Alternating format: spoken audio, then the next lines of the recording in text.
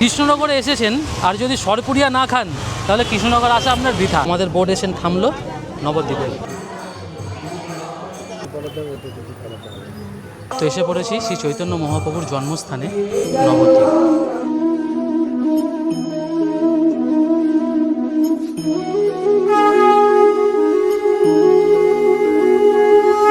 তো আমার পিছনে দেখতে পাচ্ছেন রয়েছে অখণ্ড হরিনাম সংকীর্তন।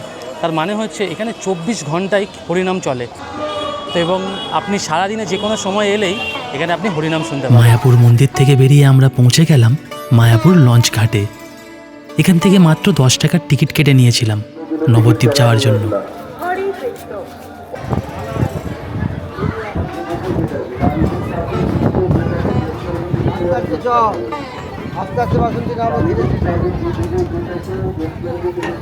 হ্যাঁ, ওই গেটে পা দিয়ে দিই নাও। হ্যাঁ,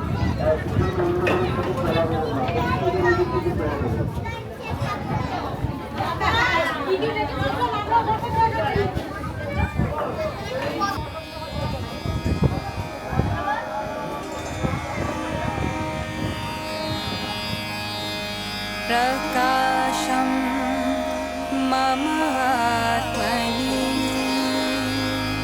তো এখন বাজলো 10:30। বোট আমাদের ছেড়ে দিয়েছে এবং আমরা চলেছি কোথায়? নবদ্বীপ, যেখানে আমরা দেখতে পাবো ভাগীরথী আর জলঙ্গি নদীর উৎপত্তিস্থল। সরি, নট উৎপত্তিস্থল, তার সংযোগস্থল। চল, তো এই বোট আমাদের ছেড়ে চললো এবং আমরা যাচ্ছি ভাগীরথী আর জলঙ্গি নদীর সংযোগস্থল দেখতে। এই ওইখান থেকে ছেড়েছিল বোটটা এবং চলছে বেশ জোরে।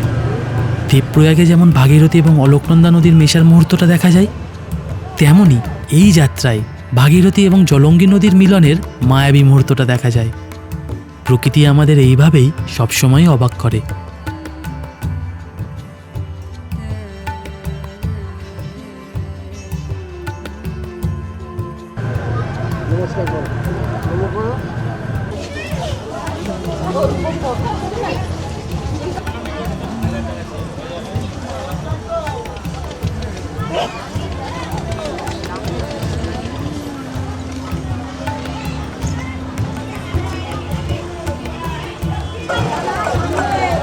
আমরা নবদ্বীপে নেমে পড়েছি এবং এখান থেকে একটা টোটো নিলাম।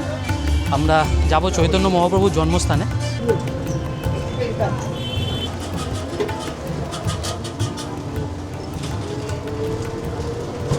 আমি আনন্দ আছে দোলের সময় আসলে।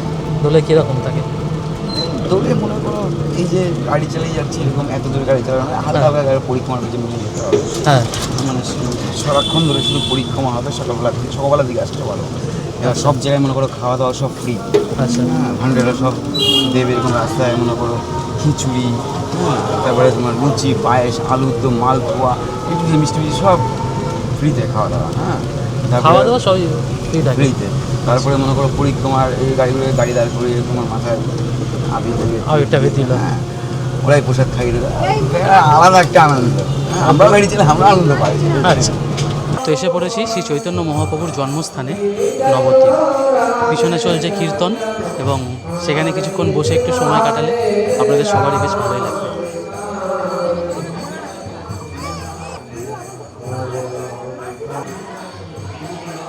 তো খুব সুন্দর আবহাওয়া, খুব সুন্দর পরিবেশ এখানে।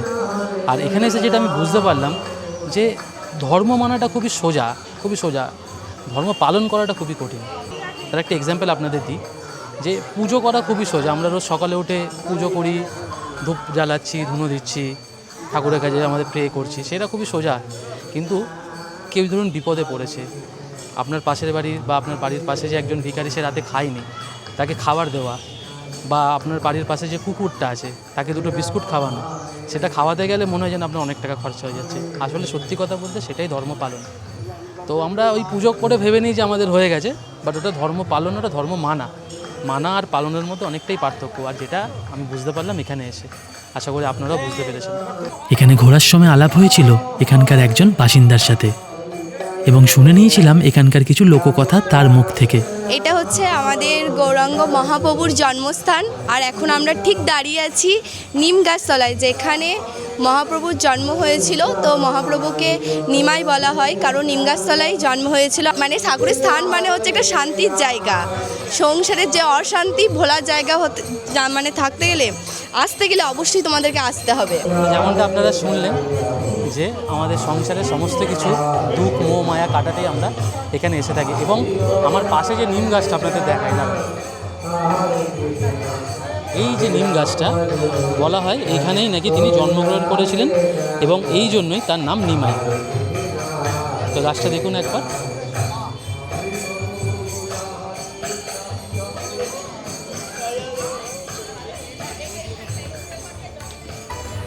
লিকুইড বা গঙ্গার মাটি যদি থাকে আর টক দই, গঙ্গার মাটি আর টক দই মিশিয়ে বাহ, গঙ্গার মাটি টক দিয়ে মেশালে পরিষ্কার হয়ে যায়, সুন্দর। ওই ফেরার পথে একটু দরদাম করে এক পিতলের মূর্তি কিনে নিয়েছিলাম। বলা হয় সবথেকে ভালো পিতলের জিনিস এখানে অনেক কমে পাওয়া যায়। নবদ্বীপের উপরে পেতলের কোনো জিনিস হয় না, নবদ্বীপ যায়।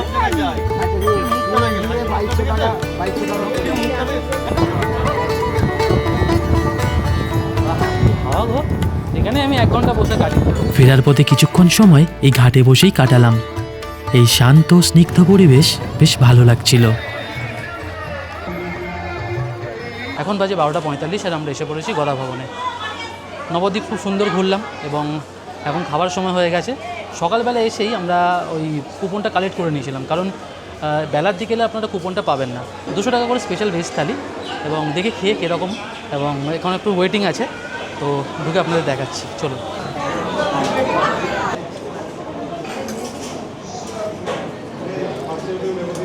এটা হচ্ছে ছোলা আলুর একটা তরকারি, এটা বড়ি পনির আলুর তরকারি, এটা সয়াবিন, না সয়াবিন আছে, ডাল আছে আর ভাত, আর এখনও 2টো বাটি খালি, এখনও 2টো বাটি খালি আছে, দেখি কি দেয়। এটা হচ্ছে কুমড়োর বড়া, ফাটাফাটি মিষ্টি কুমড়োটা বেশ ভালো। এটা বাকি ছিল এই পান্তুয়া, আর যে বলছিলাম যে 2টো বাটি খালি, একটা বাটিতে দিয়েছে আমড়ার চাটনি, আর একটাতে দিয়েছে পায়েস, আর একটু দিয়েছে পাঁপড়। বেশ সুস্বাদু এবং পরিষ্কার খাবার। ভোগ খেয়ে ঝটপট বেরিয়ে পড়লাম কৃষ্ণনগরের উদ্দেশ্যে।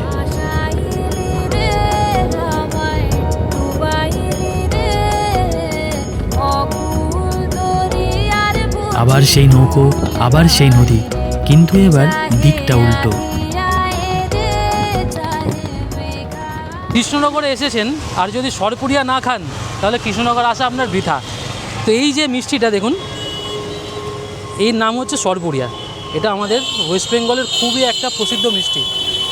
তো 2টো মিষ্টির দোকান খুবই প্রসিদ্ধ, একটা হচ্ছে অধর। অধর হচ্ছে আপনার এই কৃষ্ণনগর স্টেশন থেকে নেমে অনেকটা ভেতরে, মানে আপনাদের শহরের দিকে ঢুকতে হবে, সেটা মোটামুটি আপনার 20-25 মিনিট সময় লাগবে। আর একদম এই স্টেশনের পাশে রয়েছে নিউ পাবনা মিষ্টির ভাণ্ডার। তো পাবনা এই মিষ্টির দোকান থেকে আমরা সরপুরিয়া খেয়ে দেখি, আসুন খেয়ে দেখি কীরকম খেতে।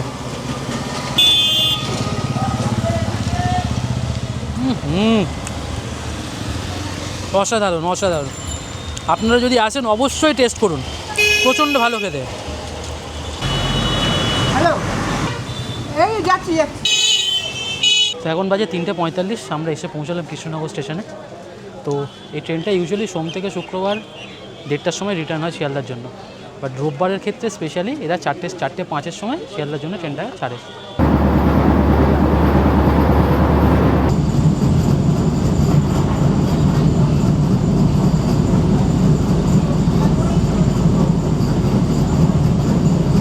এখন বাজে 4:30, আর আমরা আছি এখন কৃষ্ণনগর আর রানাঘাটের ঠিক মাঝামাঝি জায়গা। তো এখানে প্রচুর প্রচুর কলা গাছ চাষ হচ্ছে।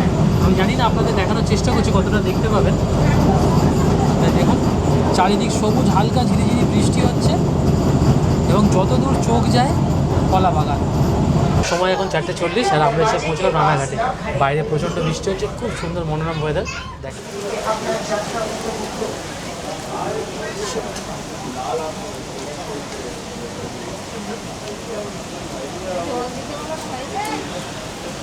ট্রেনের জানালা দিয়ে বাংলার মাঠ দেখছি। একের পর এক চলে যাচ্ছে সবুজ গাছপালা, সবুজের পর সবুজ প্রান্তর। ঘড়ির কাঁটা বলছে এখন 5:05 আর আমরা এসে পড়েছি চাকদা স্টেশনে। ট্রেন মোটামুটি তার স্বাভাবিক গতিতেই যাচ্ছে এবং আশা করি আমরা 6:30টার মধ্যে শিয়ালদা স্টেশনে পৌঁছে যাব।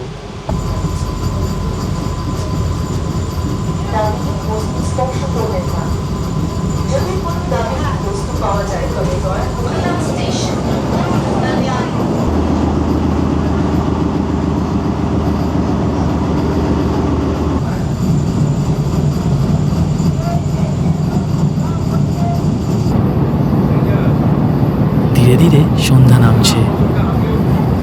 ঘড়ির কাঁটা এখন বলছে 5:30 আর আমরা এসে পড়েছি বড় মা শহর নৈহাটিতে।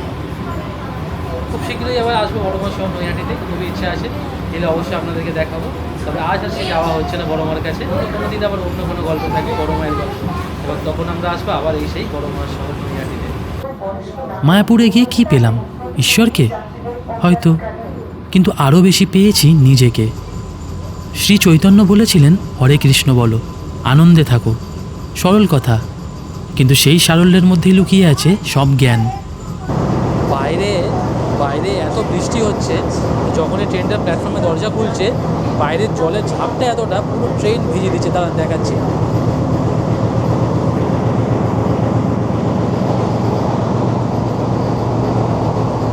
পুরো ট্রেনের চারিদিকে জল জল হয়ে গেছে, প্যাচ প্যাচ করছে পুরো কাদার মতো।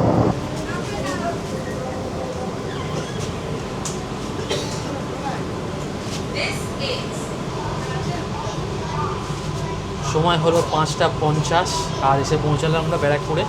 ট্রেন 10 মিনিটে চলছে, বাট আশা করি আমরা 6:20-র মধ্যে শিয়ালদাতে পৌঁছে যাব। আর গল্পটা কেমন লাগছে অবশ্যই আমাদের কমেন্টে জানাবেন।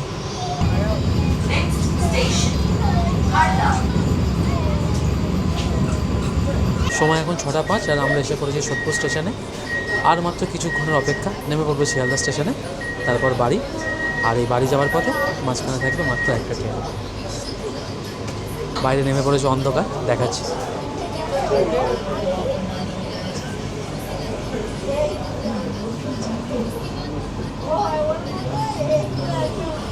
ऊर्जा बचाने के लिए जब आवश्यकता न हो तो पंखा बंद कर दें। ঘড়ির সময় এখন বলছে 6:30 আর আমরা এসে পৌঁছালাম শিয়ালদা স্টেশনে। এখনও বাড়ি পর্যন্ত যাওয়াতে একটা ট্রেনের যাত্রা এখনও বাকি আছে, আর যতক্ষণ না বাড়ি পৌঁছাচ্ছি ততক্ষণ ভ্রমণ কাহিনী শেষ হয় না। তো চলুন, কারশেড যাবে, কারশেড। তো শিয়ালদা স্টেশন থেকে উঠে পড়েছে আমাদের ট্রেনে, লোকাল ট্রেনে, এবং এই ট্রেনে নামবো আমরা বালিগঞ্জ, বালিগঞ্জ থেকে বাড়ি। তো এই সেই লাস্ট ট্রেন যেটা আমাদের পৌঁছে দেবে আমাদের বাড়ির পথে। ট্রেন এগিয়ে চলছে কলকাতার দিকে, মন পড়ে আছে মায়াপুরে। এটাই ভ্রমণের আসল উপহার, শরীর ফেরে, মন থেকে যায়।